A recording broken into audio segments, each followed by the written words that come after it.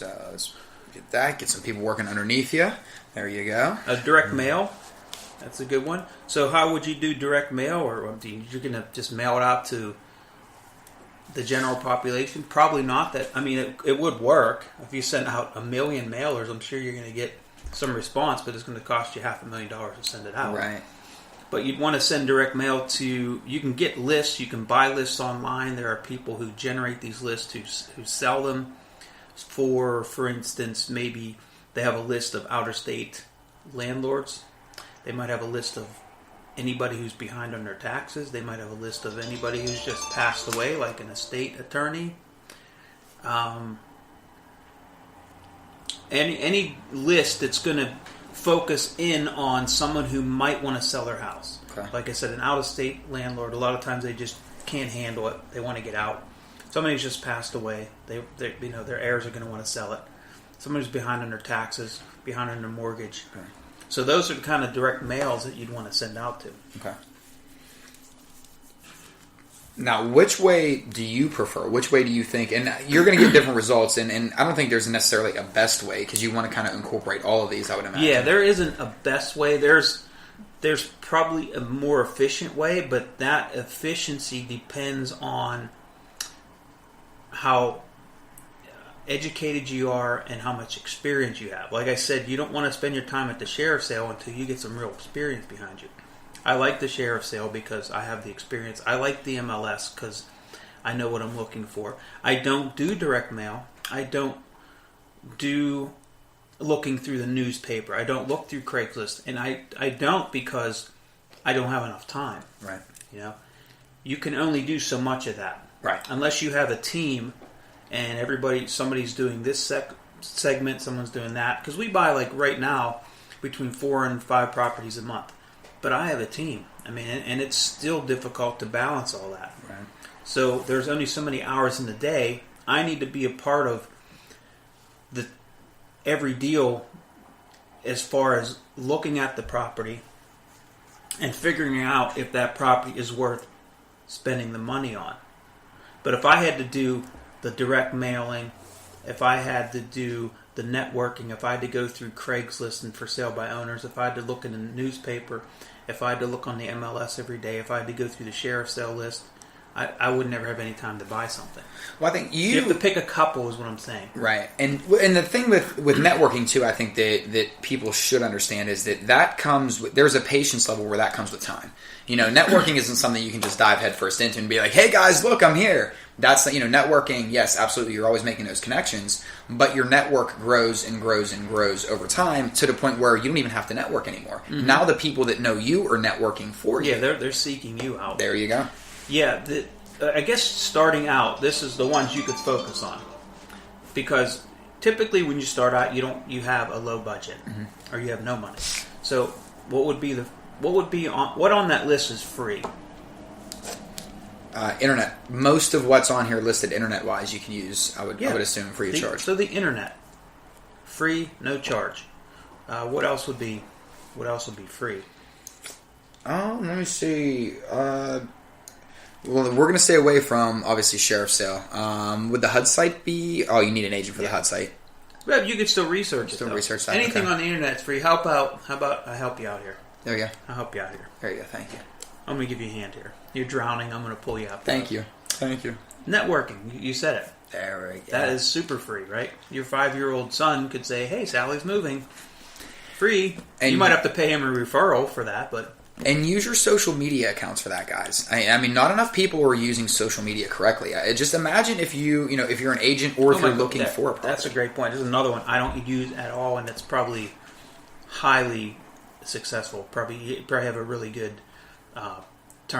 return on investment time if you use SEO, right? SEO marketing and all that stuff. SEO marketing. Not only that, but even just... I look at things like I don't use Facebook anymore, but I look at, I know people that are realtors that they do real estate, and they're on Facebook all day posting the most trivial crap, throwing just something out there like, hey, just so you know, guys, I got this property, or I'm looking for this. If you know anybody, just could you refer them to me? Use your social media accounts wisely. Not saying don't have fun on them, guys, but just like in life, that happy blend. Because then I think, it's just those extra ways where that networking, you never know what lead might come through the funnel, and next thing you know, you got a $100,000 deal. Just absolutely. like that. Yeah, absolutely. We talked about that last time with Josh. Yes, sir. So focus on, maybe pick 4 or 5, and the free ones. You don't need to do direct mail right now. You don't need to do any of that. You can just do Craigslist for sale by owners online. You can do the newspaper. You can do networking, the internet. You can have agents looking for you at all times. If you get out there and get to know agents and let them know what you're looking for, that's all free. So you can focus your time on taking all that information that's coming in and analyzing those deals. Picking the best deal and then making the offer. There's a whole process, but you're dead in the water if you're not marketing yourself and you don't have any deals coming at you. Because you could be the best real estate investor on the planet. If you don't have any deals to look at and assess and purchase, then you're essentially out of business. Right. Okay. Good deal. So what else? What else are we looking for when it comes to the killer deals? Okay, so the killer deals. So we were just talking about deals. Now we're going into killer deals. Now we're looking for them primes. That diamond in the rough. Killer deals. Well, it's the like killer hitting a deals, Powerball. they come, I tell you what, the more at-bats you have, the more killer deals you're going to have, Okay. right? So the more at-bats you have, the more killer deals you're going to have. That means your reticular activator is up and running full force, and you have all your systems down as far as marketing and networking, and you're going to hit a lot of singles, you're going to hit a lot of doubles, you're going to strike out too, you're going to lose money, and then you're going to hit those killer deals, you're going to hit those grand slams, okay? And the more deals you do, the more time you put into this business, the better you become, the more honed your reticular activator is. I love it. The more honed that is, those killer deals are going to come more often. Okay. Yeah. Like, I don't make a ton of money on every deal. It just doesn't happen. But sometimes you do. 1 out of 20. Right. You hit a killer, you hit a home run.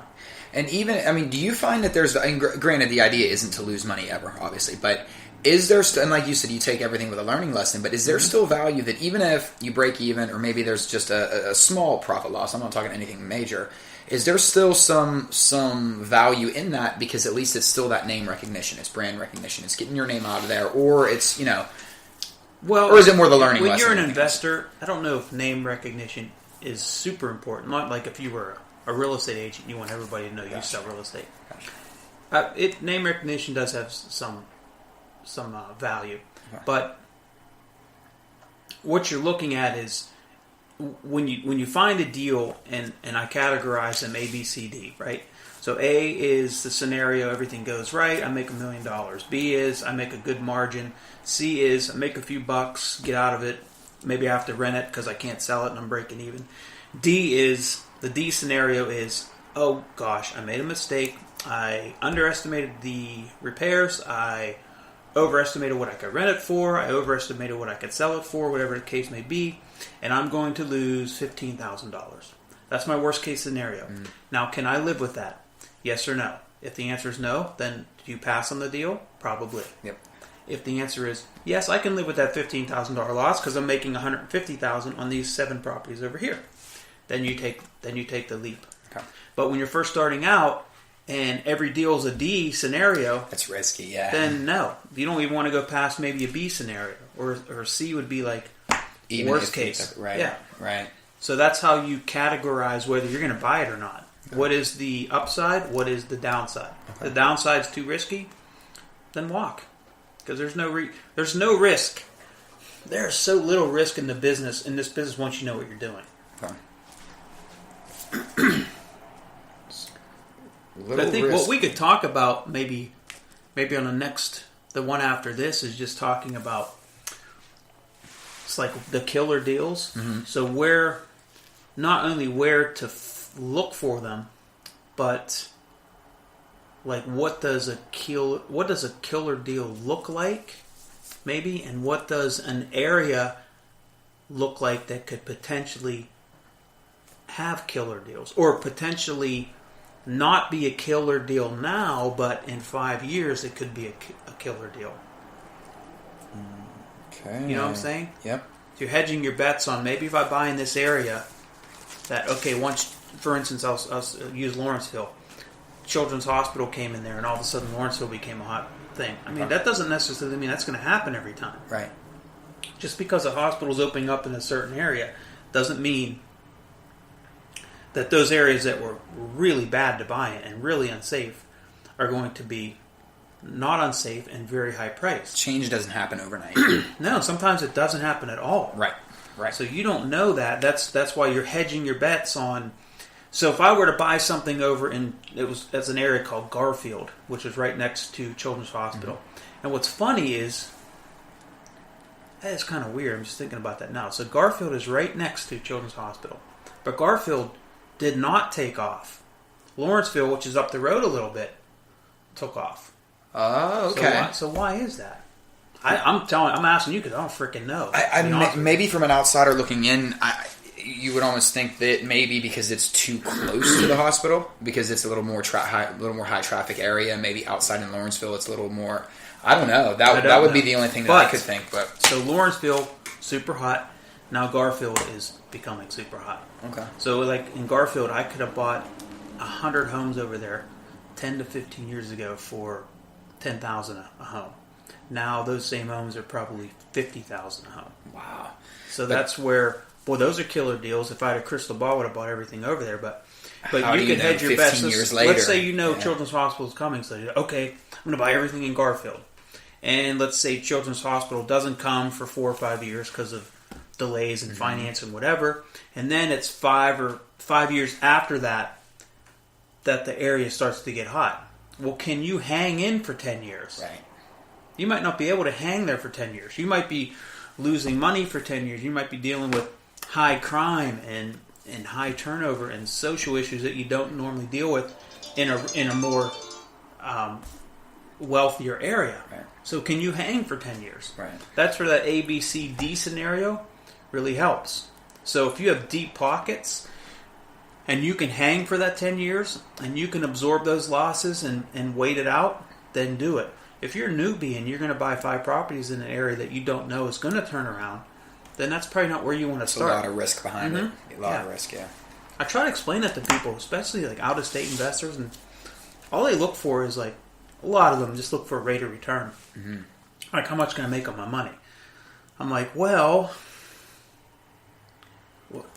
that's just one question to ask when you're buying real estate. How much money can I make? It's how much stress do you want in your life? How much stability do you want in your investment? Right.